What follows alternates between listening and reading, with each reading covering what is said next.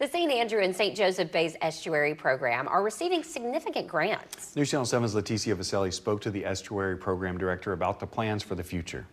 The Florida Department of Environmental Protection granted the local estuary program $200,000. The program partners with FSU Panama City to help with the Living Shoreline project.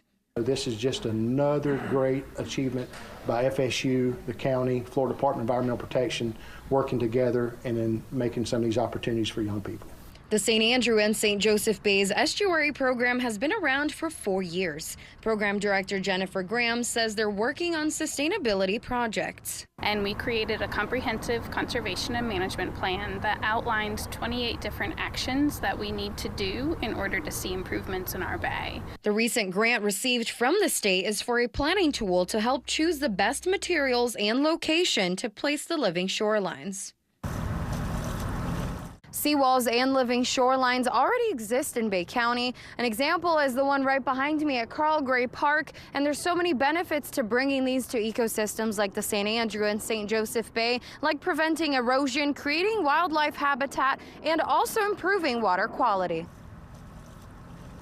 Estuary program staff are monitoring the effectiveness of these shorelines. It's great to say in theory these are the things that it does, but we want to verify that that's happening.